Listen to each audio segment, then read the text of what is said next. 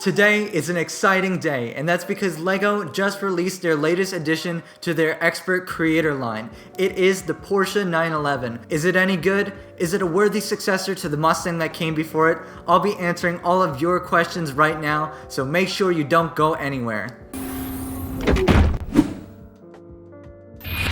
What is up, everyone? If you're new to this channel, my name is Kyle and you are watching BuilderDude35, a YouTube channel that's all about everything good with Legos. And today, I'm reviewing this bad boy. This set is LEGO's rendition of the Porsche 911. They sell it as part of their LEGO Creator Expert series, so it's a successor to the Mustang Fastback that I reviewed a few weeks ago. This Porsche has the same lead designer that designed that Mustang. His name is Mike Siaki. I hope I'm pronouncing that right. So I had high expectations for this model coming in. One of the really cool things about this LEGO set is it is effectively a 2-in-1. So you have the choice of either building the 911 Turbo or the 911 Targa. It's really cool that they give you this option, but just keep in mind that you have to choose one or the other. There's not enough parts to build both of them. During the building process, the part where you have to decide actually comes pretty late, so most of the model is actually the same, and then they differentiate critical details like the trunk lid, the roof, and the fenders. I personally chose to build the 911 Turbo because I think that's what's cool, and it's faster, and it's cool. That's really all the reason you need. If you're not super in tune with car culture, the Porsche 911, or 911 as they love to call it on that side of the ocean, is one of the most iconic sports cars to come out of the German automotive culture. So naturally, it was a great choice to be immortalized in a LEGO set. I can already predict what a whole bunch of my American viewers are thinking to themselves. What in tarnation, that there little kid there just pronounced the E at the end of that Porsche word. I will be pronouncing the E at the end of the word Porsche, and I encourage you to do the same. You can thank me later when you avoid making that fatal mistake. Let's talk about the exterior aesthetic design of this LEGO set. All of the essential curves, features, and distinguishing characteristics of the original real-life 911 Turbo are there, so much so that it's easily recognizable as a 911 Turbo from any distance. Everything from the little scoop in the hood, the bug-style headlights that are a throwback to the original Volkswagen Beetle, the slope of the roof into the back bumper of the car, the ducktail spoiler that comes off of the back, and the little scoops and vents are all properly represented in this model. The entire model's exterior is rendered in white, which, if you didn't know, is one of the two official racing colors of Germany, alongside silver, which is the other of the two.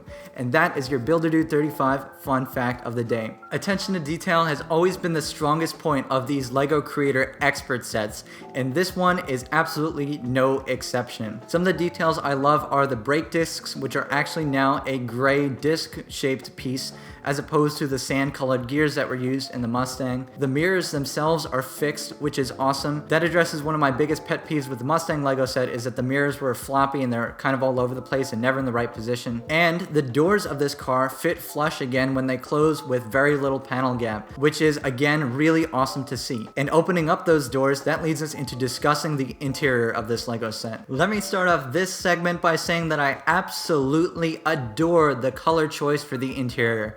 This burnt orange color that they chose is gorgeous. I'm absolutely in love with it and I can't stop staring at it. The front seats have that classic vintage leather look to them with those kind of wavy bricks in the front, and it's even furnished with a back seat as well. There is this really neat manual gear shifter in the front there, and there's a parking brake, which in my opinion, the parking brake is one of the coolest and most clever selection of LEGO bricks that I've seen in a LEGO set, in my own opinion. It's basically one of those black rod pieces with a Technic friction peg fit around the side to make it look like an actual parking brake, which is just super duper cool. And of course, we also have the steering wheel, which just like in the Mustang is functional, which means when you turn that steering wheel, it steers the front wheels, which takes it from just being a simple display model to something that you can actually realistically play around with, and maybe even motorize, which, hey, If I get enough suggestions to do it, I'll motorize this Lego set with Mindstorms. What I appreciate the most about the steering from a mechanical perspective is that they moved the steering pivot point off to one side closer to the steering wheel. What that allows them to do is actually use smaller gears for the steering mechanism, an 8-tooth gear going into a 16-tooth gear. And these gears now are more minimal and they don't interrupt the rest of the construction of the car as much, and you actually can't see them visibly without pulling more pieces off of the car. So it's a nice way of hiding the mechanical guts of things. When you put the Porsche right next to the Mustang, you'll find that the scale of these two models is a little bit puzzling.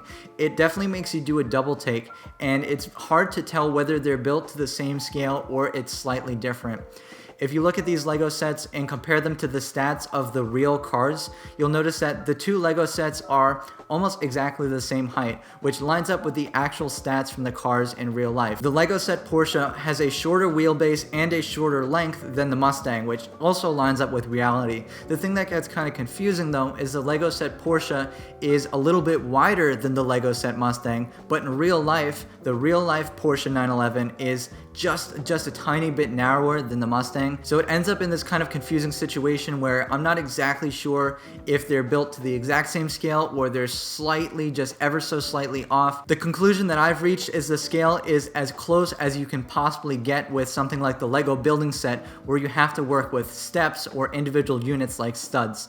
That if the designer wanted to try to shrink or enlarge a proportion of the car, one Lego stud over would be too far in that direction. So I really do think the designer tried to get as close as possible to getting these two models on the same scale. I want to take a moment to talk about some of my favorite details of this Lego set, because like I said, attention to detail is really the strong suit here. One of the details that I thought was really quite cute actually was that in the heart of the engine block there is a red 2x4 Lego brick. Because the 2x4 red Lego brick is the heart of the Lego building system, therefore it should be put in the heart of the engine block, which I thought was a really cool synergy and a pretty awesome Easter egg. That brings me to the rest of the engine, which is another of my favorite parts of this Lego set, in seeing how correct all of the details are. Looking at this engine, which is located in the back of the car, you can see at the top of the engine you have a radiator, which is where air enters from these cooling vents on the top of the deck lid.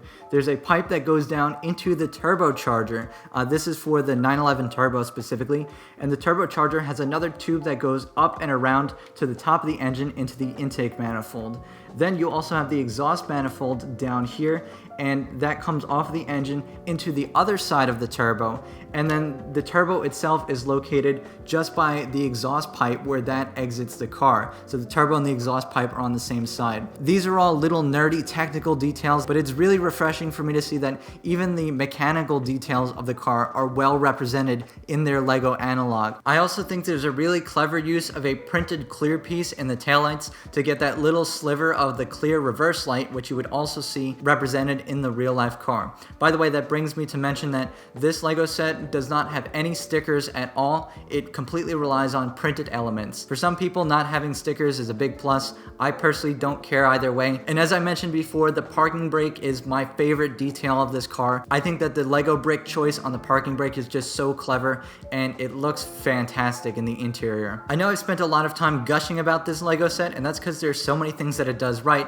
but it's not all pink fluffy unicorns dancing on rainbows. There are a few details that I don't particularly like. In no particular order, they are that the steering column and the steering wheel itself are kind of wobbly, so if you're trying to steer the car, it flexes a little bit. There's nothing to stop the doors from over-rotating when you open them, unlike the Mustang, which actually did have a mechanism that stopped you from opening them too far. The headlights might be a little bit too big for the scale of the car. The building instructions they include are printed on black paper, which, considering that the model is mostly white, is a pretty sensible choice, except for the fact that some of the dark gray and dark blue elements are kind of hard to see. My biggest pet peeve by far is the step on page 220, which is where you clip in the rear axle of the car. It's just plain bad, because you have to insert it and there's not a lot of degrees of freedom to wobble it around. Not only do you have to attach the axle to Lego studs on the underside of the car, there's also a little set of hooks that you have to hook onto one of the bars that sticks out, and it's actually like impossible to get it into the car without disassembling part of what you've built on the axle already, clipping those hooks on first, then attaching the studs on the rest of the axle to the hooks that you detached and getting that all seated together. I personally think you should never have to disassemble part of what you've already built to make the rest of it work, and this is probably the fault of whoever laid out the building instructions more than anything else. All in all, it's just a frustrating step, but there is a solution to it, even if it's not the greatest or most ideal solution. Quick disclaimer, I purchased this Lego set with my own money, so this video is not sponsored by the Lego group at all. By the way, Lego, if you're watching this, please call me. As much as I love Legos, these things are too expensive for me to buy all the time and review on my own dime. And with all of that said, I'm ready to arrive at a verdict. All considered, this Lego set is fantastic, and it's another shining example of the Lego Creator Expert line. It stays true to the original car, has stellar attention to detail, and really most of the negative things I have to say about them are silly nitpicks, except for that axle step. They really should have fixed that. This is a great Lego set for anyone who loves cars, anyone who likes Legos, or even if you happen to like both of them, you're gonna really love this Lego set. In particular, I would mostly recommend it to more mature builders. The box says 18 plus, so it's clear that they're aiming for a more mature audience, but I think even some younger Lego enthusiasts who are a little bit more advanced could really sink their teeth into this Lego set and enjoy it. The Lego team who worked on this set have outdone themselves yet again, and it truly is a worthy successor to the Lego Mustang they released a couple of years ago, which I also thought was fantastic. And dare I say, I think that this even moves the needle one step further than the Mustang. Of course, the price is a little bit high at $150 US. It's nothing to sneeze at, but it keeps pace with Lego's 10 cents per brick pricing thereabout, considering that it has about 1,450 pieces, and it doesn't have that much of a noticeable licensing fee for the Porsche name, because it is an official Porsche licensed product. So there you have it, folks. Those are my thoughts and opinions on the new Lego Porsche 911. I'd love to hear what you have to think down in the comment section below, so be sure to drop a comment and let us all know. And thank you so much for watching. I hope to see you next week.